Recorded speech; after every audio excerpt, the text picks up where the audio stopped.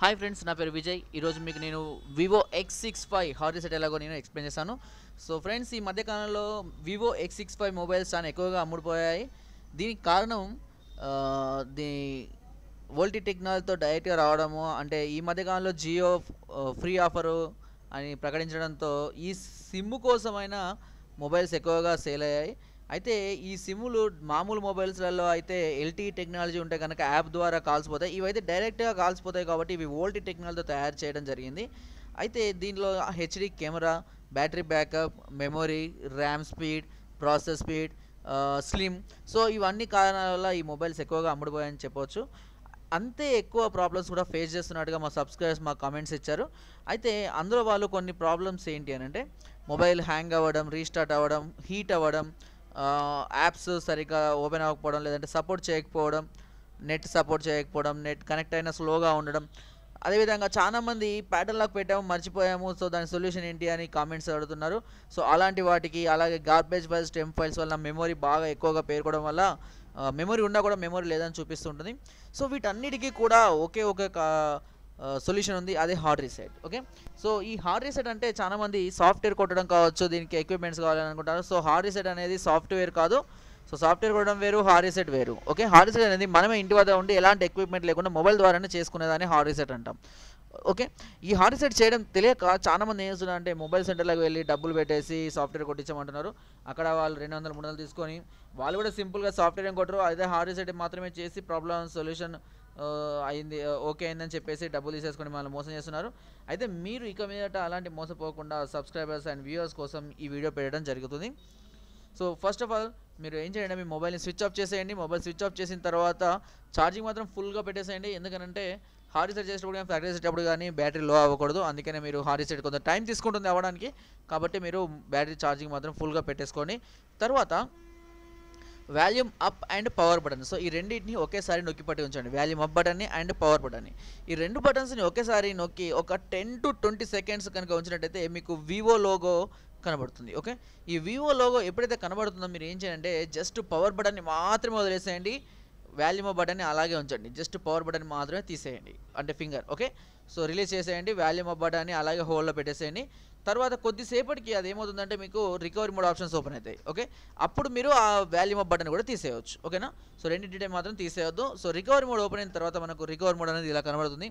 ఇక్కడ చూడండి, apply update from cache, wipe cache partition, wipe data factory set, apply update from external storage, apply update from ADB, report system. So ఇలా options ఉన్నాయి కదా. ఇక్కడ మనము wipe data or factory set option select చేసుకోవాలి. ఎందుకు ఈ option select చేసుకోవాలి, reason ఏంటి అంటే దాని మీనింగ్ అందులోనే ఉంటుంది.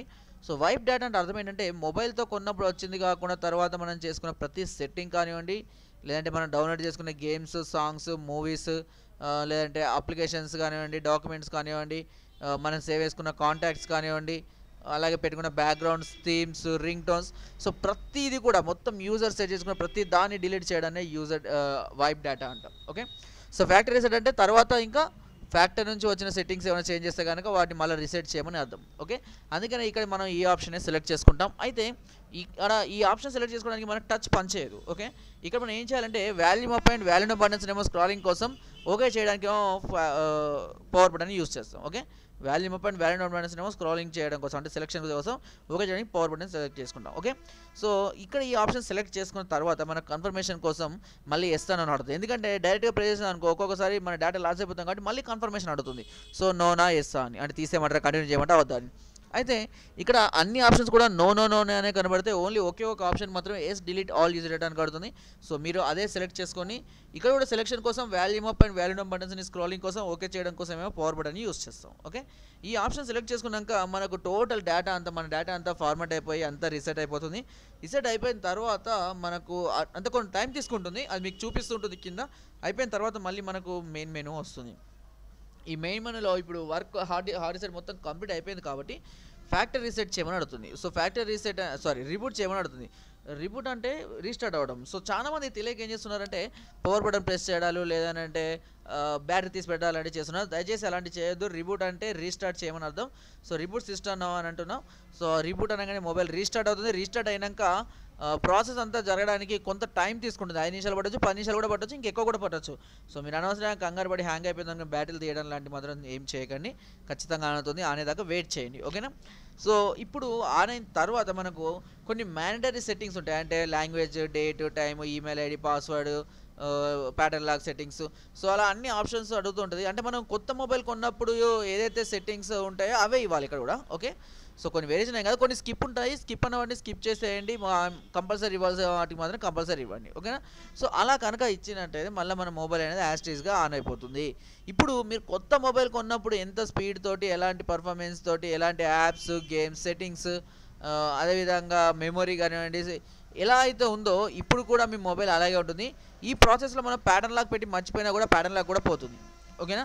సో అంతే స్పీడ్గా ఉంది. మళ్ళీ మీరు కొత్త మొబైల్ కొన్న ఫీలింగ్ తోటి మళ్ళీ మీ మొబైల్ని మళ్ళీ మీరు అన్ని సెట్టింగ్స్ పెట్టుకొని అలాగే వాడుకోవచ్చు. సో కొంతమంది అడుగుతున్నారు హార్డ్ రీసెట్ ఎన్నిసార్లు చేసుకోవచ్చు అండి. సో ఎన్నిసార్లు అనేది దానికి లిమిట్ అనేది లేదు. ఎన్నిసార్లు అయినా వాడుకోవచ్చు. దీనికి ఎన్నిసార్లు అయినా హార్డ్ రీసెట్ చేసుకోండి. నేను చెప్పిన ప్రాబ్లమ్స్ ఫేస్ చేసిన ప్రతిసారి మీరు హార్డ్ రీసెట్ చేసుకోండి. దీనివల్ల మొబైల్కి ఎలాంటి ప్రాబ్లం లేదు, 1% రిస్క్ లేదు, 100% సెక్యూర్గా ఉంటుంది. కాబట్టి మీరు ఈ ప్రాసెస్ చేసుకోండి. ఓకే, సో అనవసరంగా షాప్లోకి వెళ్ళి మొబైల్ ఇచ్చేసి డబ్బులు వేస్ట్ చేసుకోకండి. నా వీడియో కనుక మీకు నచ్చినట్లయితే ఒక లైక్, ఒక షేర్ చేయండి. మరిన్ని వీడియోస్ కోసం సబ్స్క్రైబ్ చేయడం మాత్రం మర్చిపోకండి. Thank you.